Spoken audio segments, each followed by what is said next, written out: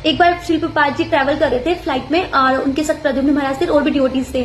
तो उस प्लेन में चार्ली चैपलिन का जो मूवी थी वो चल रही थी। तो प्रभुपाद जो प्रद्युम्न महाराज थे उन्होंने तो भगवत गीता निकाल के वो तो पढ़ने लगे, लेकिन प्रभुपाद जी उस मूवी को देख रहे थे, हंस रहे थे जोर जोर से।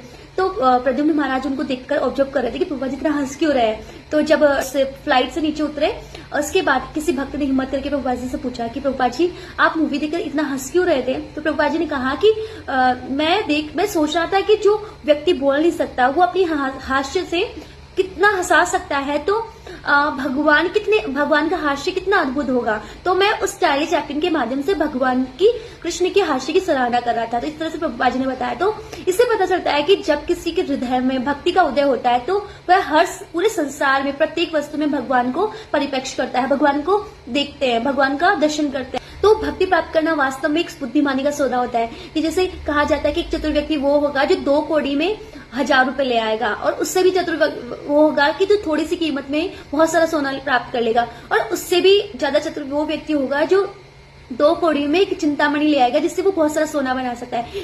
लेकिन भक्ति का सौदा तो इससे भी महान है। यदि कोई व्यक्ति अपने इस 2 कौड़ी के शरीर को भगवान को अर्पित कर दे, भगवान की सेवा में लगा दे इस 2 कौड़ी के शरीर को, तो भगवान स्वयं समस्त आभूषणों के साथ, समस्त ऐश्वर्य के साथ उस व्यक्ति के पास आ जाएंगे। हाँ, इस शरीर को 2 कौड़ी का क्यों कहा गया? क्योंकि ये मल मूत्र, हाँ, रक्त से ये जो बना शरीर है, हर एक छिद्र से अशुद्धियां निकलती है। अगर इस शरीर को अगर भगवान को अर्पण कर दे तो भगवान स्वयं हमारे पास आएंगे। यहाँ तक कि किसी एक अंग को भी, हमारे कर्ण को, हमारे कानों को भी अगर हम भगवान को दे देंगे ना, तो भगवान जो अपना दिव्य स्वरूप लेकर हमें हमारे पास स्वयं आ जाएंगे। तो इससे बढ़कर चतुराई का सौदा और क्या ही हो सकता है।